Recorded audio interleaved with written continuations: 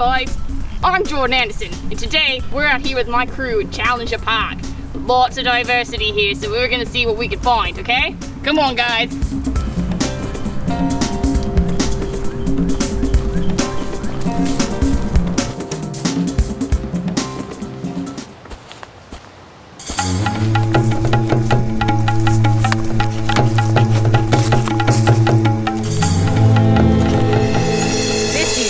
The phylum Chordata class of Reptilia. That's because during evolution they developed amniote eggs, and that's so that they didn't have to lay their eggs in aquatic environments. Now they also have the development of an epidermal scales. They're very tough and they prevent desiccation from land.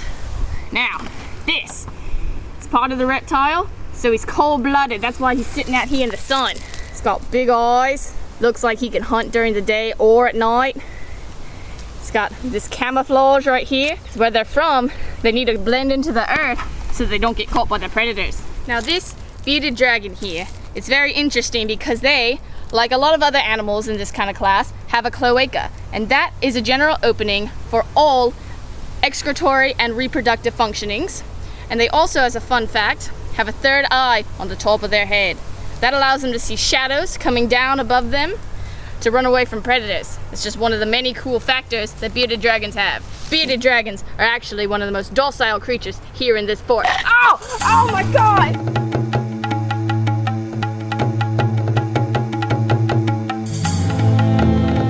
Oh, it's a frog! I need it! Huge! Okay, stand right there, in case it comes towards you.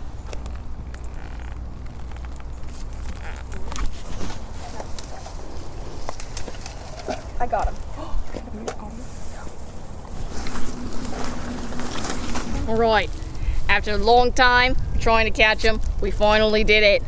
So, this is a leopard frog. Also part of the phylum Chordata class Amphibia. Amphibians are different from fish because they are able to live outside the aquatic environment due to their skin and their development of lungs. Now the skin allow air to come in a little bit as well as water, allowing them to survive outside of an aquatic environment for a little bit. However, they do need to go back to the aquatic environment to lay their eggs because they did not develop an amniote egg yet. You can see right here, as part of his aquatic features, you can see a little tiny eyelid that's clear. See right now he's closed it up. That's what allows him to see when he's underwater. Also, you can see his little webbed feet right here. What a beauty.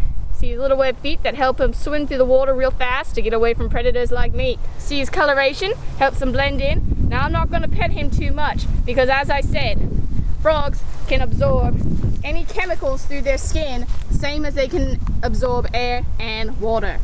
So made sure I didn't have any chemicals on my hands before I picked him up, and we're going to let him go pretty soon.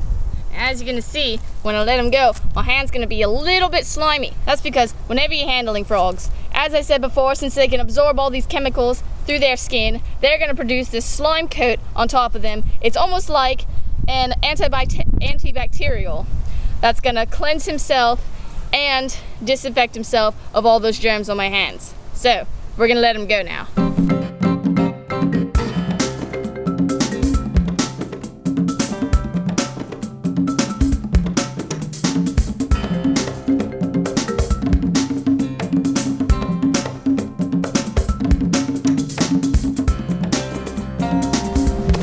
This next part of our trip, we're gonna go through the Backwoods Challenger Park.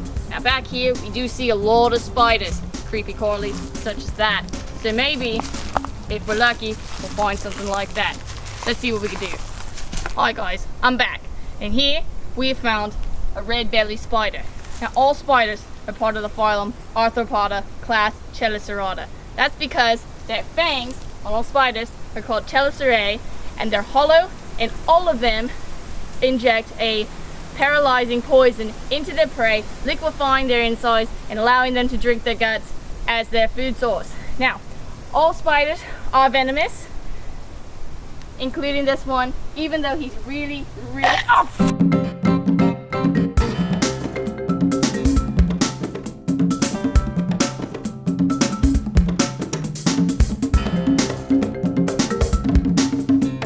part of the phylum Arthropoda class Hexapoda.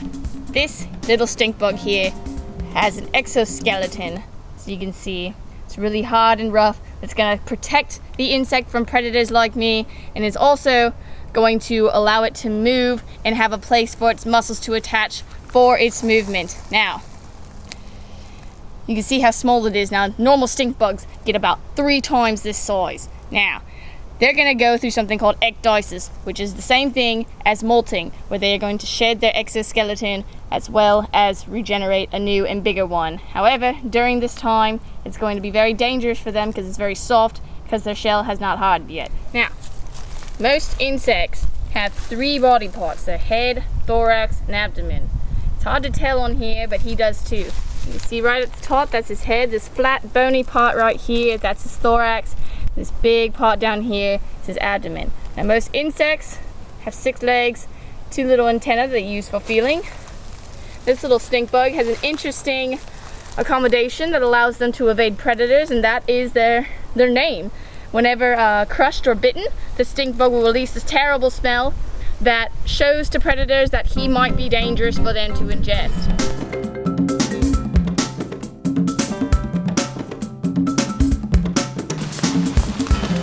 Okay guys, so what we're doing out right now, we're trying to find the...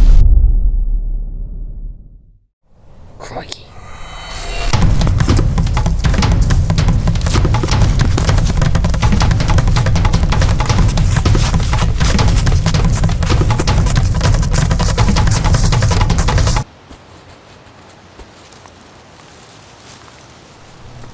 Now right here, this is part of the phylum Arthropoda class Myriapoda. This is a very unique animal because its pinches kind of go like that. And it's very important in classifying it as Myriapoda, as well as its segmentation down its back.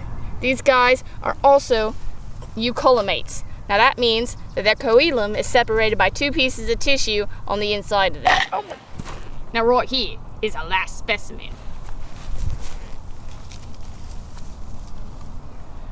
Part of the phylum Chordata, class Reptilia, as before.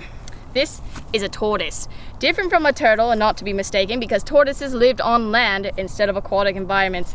The difference between this reptile and the previous one is that this reptile has a noticeable outer shell. This is to protect it from other predators that are going to eat it.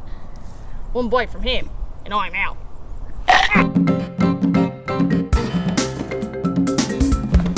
Hi guys, so that's the end of our show today, but one thing that you need to know before you go is it's great to explore nature, but respect the wildlife, and the wildlife will respect you. Have a nice day, guys.